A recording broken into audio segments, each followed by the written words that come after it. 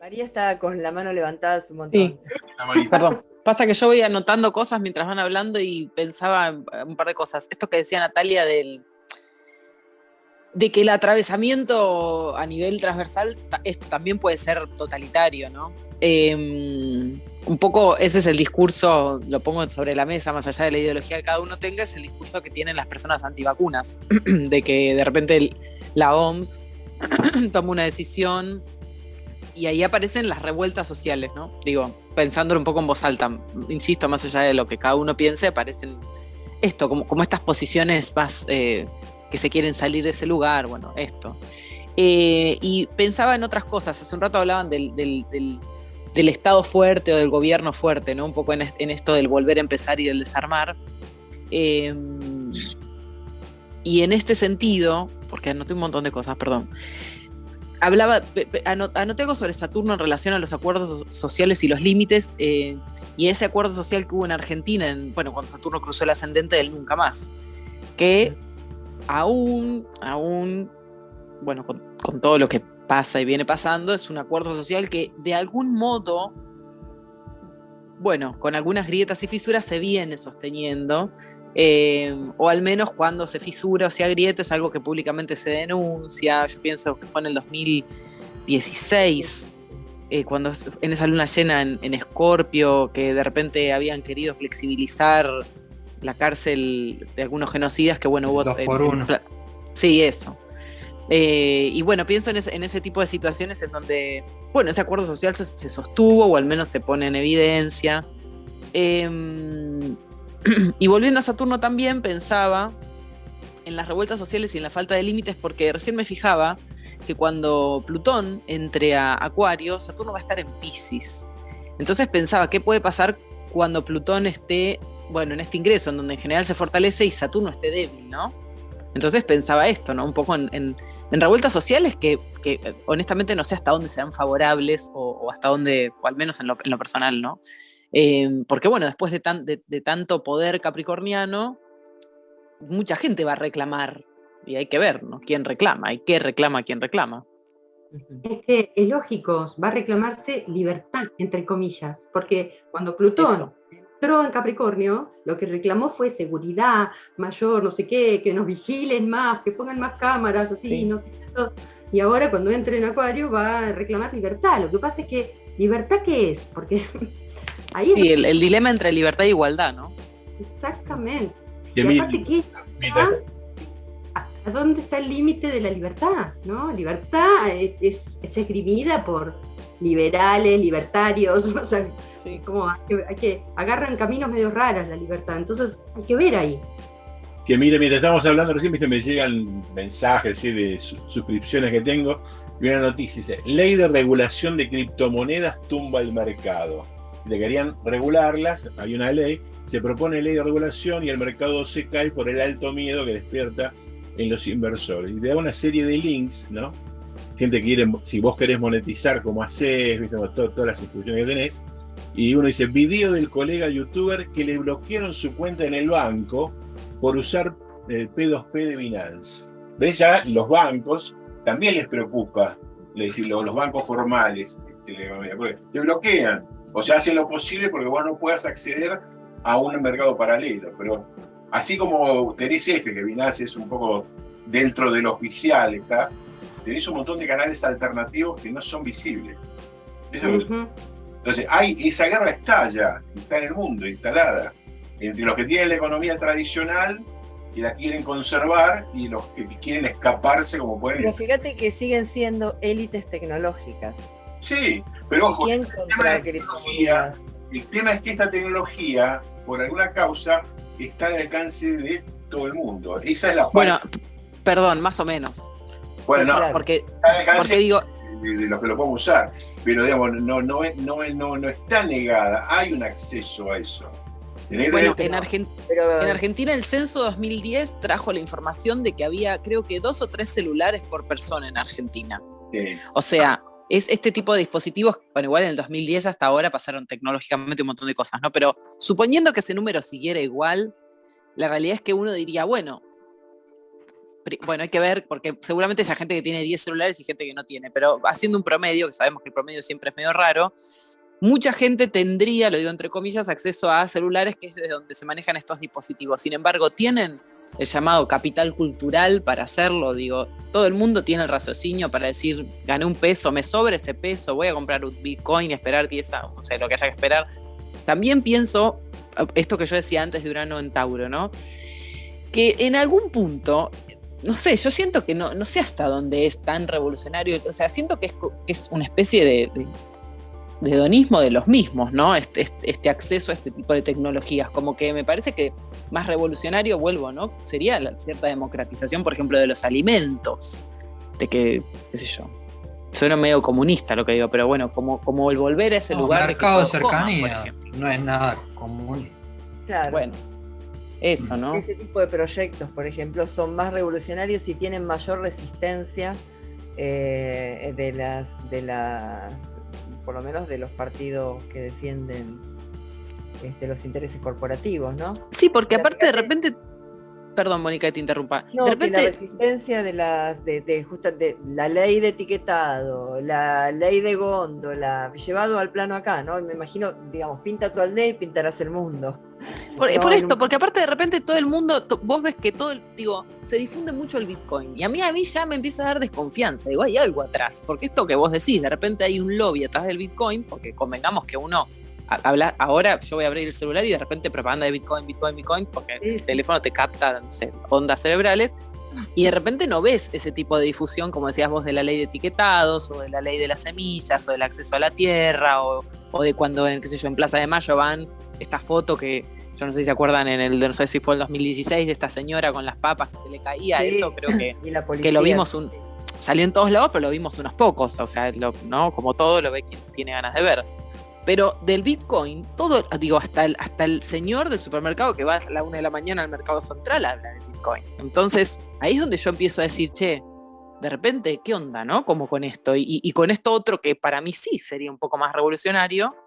Vuelvo a esto que dijo una expresidenta de los elefantes, ¿no? Como que me parece que de repente se está hablando mucho de una cosa y que hay otra cosa que siento que sí sería un poco más revolucionaria, que la están desviando. No sé quién. No sé si es revolucionario o no el Bitcoin, ¿no? Yo lo que creo es una alternativa y que es una realidad impuesta. Hay mucha gente que lo está utilizando y donde se maneja una economía cada vez más grande en desmedro de la economía tradicional, eso es la realidad. Por eso aparecen estos miedos de los que manejan la economía tradicional, pues se le está escapando el control de las manos. También el control lo puede tener el otro, pero también hay una parte de ese control que es anárquico, porque vos no pasás por el control de nadie. Bueno, ahora que decís esto de anárquico, me acuerdo que la vez pasada una persona me hablaba a favor del Bitcoin y a favor de mi ley. Sí. Y me hablaba como de la revolución en la moneda y de lo revolucionario, porque bueno, yo le empecé a hablar de marxismo, comunismo, que yo me hablaba de lo revolucionario, de lo libertario, no sé si está bien dicho, ¿no? Bueno, pero podés decir libertario. Bueno, pero más allá de lo que cada uno opine al respecto, ¿no? Geminianamente pienso un poco en esto, digo, de repente hay gente que entiende que el libertario es revolucionario y que es revolucionario esto de si yo quiero vender un hígado lo puedo vender.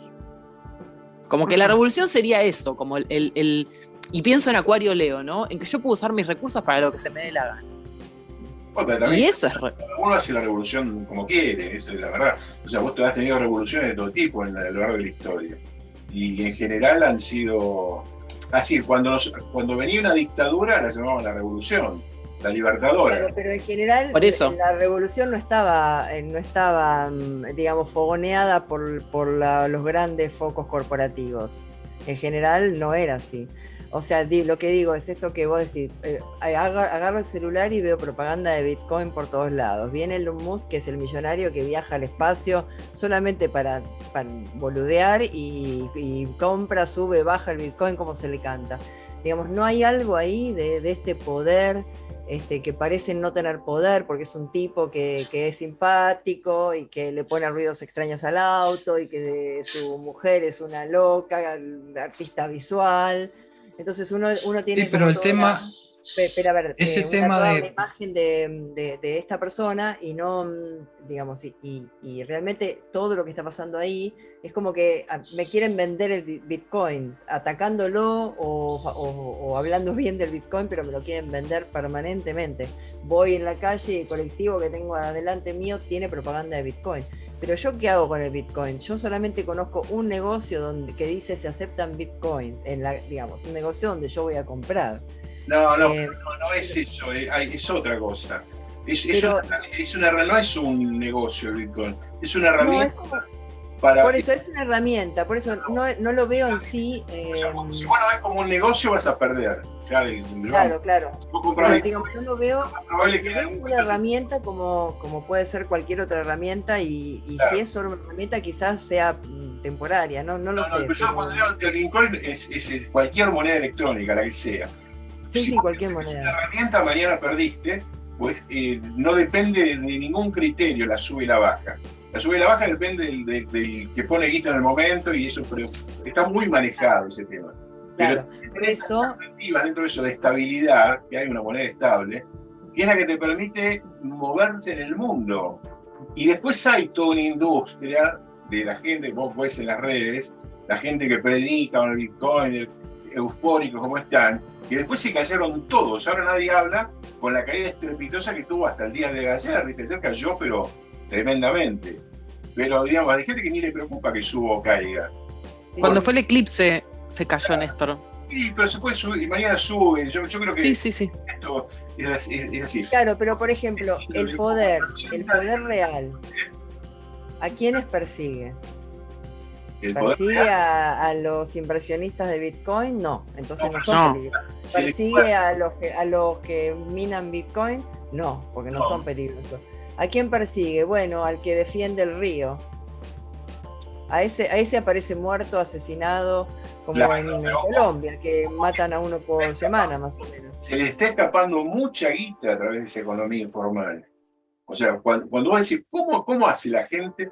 Cuando dijeron, ¿cómo hacen para fugar miles de millones de dólares a otro lugar sin que se sepa? Y no llevando el físico, como decían que se había que llevarlo. Bueno, hay 1000 canales para hacerlo. En este momento existe. Lo puedes hacer vos misma de tu casa. Si a vos te dicen, mira, tengo toda esta guita para llevar, lo haces, lo podés hacer. O sea, y está disponible para mucha gente. Y obviamente, el que tiene acceso y conocimiento de todo eso, seguramente mucho más.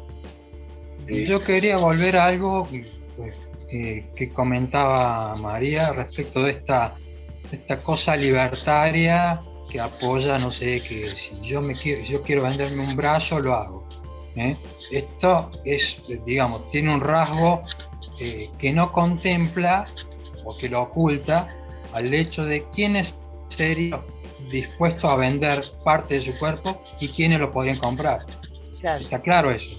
Está claro que el que se puede hacer atender no va a hacer nunca nada de eso. Claro. Ahora, si un pobre desesperado tiene que hacerlo, quizás sí lo tenga que hacer. Entonces, en ese discurso libertario, lo que hay es una cosa muy peligrosa porque es deshumanizado. Muy peligroso eso, porque tiene un rasgo de que ya no contempla lo humano. Claro, porque es la libertad, pero mía, para hacer lo que yo quiero. No, es libertad, sí, claro, pero es la libertad sin conciencia de lo social ni de lo humano. Aparte, entonces, eso que decís vos, Carlos... Los pobres son los que van a entregar el hígado, no lo entrega el rico. Esa es la crítica que le hace, bueno, no sé si se la hace así, pero que le hace Marx a Adam Smith cuando él habla de la famosa mano invisible y no habla de la famosa cuestión originaria, ¿no? De que de repente no se parte desde el mismo punto, ¿no? Desde que no partimos de la misma igualdad de condiciones, entonces de repente vos tenés esto, que no estamos todos en la misma posición de la escalerita, ¿no? Entonces, como decís vos, de repente tenés el que va a vender, cuanto se lo digan, bueno, de hecho ya sucede en el mercado negro, digo, el otro día salió una nota terrible, pero que hablaban de los valores de los órganos a nivel internacional. Bueno, un horror, pero sucede, ya sucede, ¿no? Respecto a algo que comentaste vos, Natalia, esto de esta siguiente fase de la globalización, que para mí también es una mentira hegemónica, porque el hecho de que unos pocos pretendan decidir por el bien común de la humanidad, lo que tiene de trasfondo es sobrepasar y desconocer las soberanías de cualquier país. ¿Esto qué significa? Astrológicamente es que no me importe Saturno. Otra vez estamos en lo mismo. Si yo no reconozco ni las soberanías de ningún país, no reconozco los límites, tengo una injerencia global porque soy bueno para todo el mundo o pretendo ese bienestar para todo el mundo, bueno, esto es una gran mentira hegemónica que es plutoniana, porque está concentrada en gente que por ahí ni conocemos, de un grandísimo poder que pretende decidir por todos o para todos. Lo que nosotros no es eso, no es decidir, sino, y pienso de nuevo en Trotsky y en la Revolución Rusa, que él insistía en que había que exportar la revolución. No podía quedarse en Rusia, porque si se quedaba en Rusia moría asfixiada, que fue lo que pasó al final. Quizá la necesidad de concordar acuerdos globales es porque ya es inevitable la globalización, o sea, no existe ya el Saturno de límite tan estricto entre un país y otro, digamos, acá todo ya, la cosa toma otras formas, o sea, hay viajes constantes, compartir constante información, conocimiento, saber, digamos, ya esto, las fronteras son formas, pareciera ser, ¿no? Sí, la frontera es una cosa, pero no reconocer soberanías te permite una injerencia, te permite una injerencia en donde se saltean los límites. Claro, pero vos cuando haces, digamos, yo pienso en un estado donde cada uno, una situación acuariana donde hay intereses, hay, digamos, la dirección tiene que ir hacia un lado, ¿no? Entonces, ¿qué se hace? Se concuerda, se llega a un acuerdo donde la mayoría concuerda en ir hacia ese lado. Entonces, como donde empieza a quedar una minoría, ya empiezan los problemas. Porque a final de cuentas somos humanos, pero suponiendo que no suceda, eso generaría una escala de representantes, ¿no? Y debería haber un acuerdo, no se pueden enviar 1 millón de representantes digo yo, ¿no? O sea, pienso que se tiene que llegar a acuerdos generales, porque ya la atomización de países tomando decisiones individuales perjudican a los otros. Por ejemplo, no sé, Bolsonaro tomando la decisión de no declarar cuarentena perjudicaba a Argentina, perjudicaba a Uruguay. Entonces ya las cosas ya van más allá de la soberanía de un país. Claro, pero yo no hablo de soberanía, yo no hablo de soberanía en sentido de aislamiento, eso es otra cosa. Bueno, pero estoy hablando de soberanía. En esa época, te habría dicho por qué yo tengo que, digamos. Claro, que hay una redefinición de esos límites de los cuales vos hablás, ¿no es cierto? Claro, exactamente, pero yo no hablo de un sentido soberano en un sentido aislado. No hablo de eso, porque si no también estamos otra vez lejísimos de Acuario. El tema es cómo interactúas, a qué nivel de multipolaridad llegás sin la injerencia que no respete la soberanía. Este es el desafío. Porque si no se vuelve hegemónico, volvemos al mismo esquema de antes, volvemos al mismo esquema en donde unos pocos pretenden decidir por todos o actuar o influenciar para todos. Cuando Plutón entra en un signo... Ese es el esquema viejo. A ver, empezá de nuevo, Natalia, pues se cortó. Que cuando Plutón entra en un signo, lo lleva al extremo, hasta que eso se vuelve como tan evidente que es lo que tiene que caer, ¿no es cierto? Así que el hecho de que Plutón entre en Acuario, para mí no trae nada de lo ideal o maravilloso de Acuario, trae a mostrar justamente cómo se lleva mal eso, por decirlo así. Lo va a hacer como llevar hasta un punto culminante que tiene que dar la vuelta. Entonces, si yo pienso, como recién María agregó, y está bueno, que va a entrar en Acuario con un Saturno, regente de Acuario, en Piscis, y bueno, va a entrar en Acuario saltando la energía justamente saturnina y sacando esa parte autocentrada probablemente de Urano, más vale, ¿no es cierto? La parte de Acuario que resuena más con Urano, que es autocentrado, que es más como, que es un capitalismo feroz, por decir así, lo que representa Urano, en cierta forma, ¿no? Urano ya va a estar en Géminis para ese momento, no me acuerdo. A ver. No, en menos de un año. No, Urano va a estar en el 24 yo puse por poner diciembre del 2024, va a estar en el 24 de Tauro. En el 23. Cierto que era en Algol, que estaba ahí. En marzo del 23 entra la primera entrada. Claro. Y la conjunción Saturno-Neptuno en Aries es en el 24, ¿no? O en el 25. No me acuerdo tampoco. En el 26. En el 26. Claro. Sí, Neptuno va a estar en el 27 de Piscis y en el ahí 2024 todavía. Ya Ahí va a ser. En el 26-27, con Neptuno-Saturno, el 0 de Aries, y como punto, digamos, de sextila a Plutón, sextila a Urano, ahí se va a ir acomodando otra cosa. Pero mientras tanto, para mí...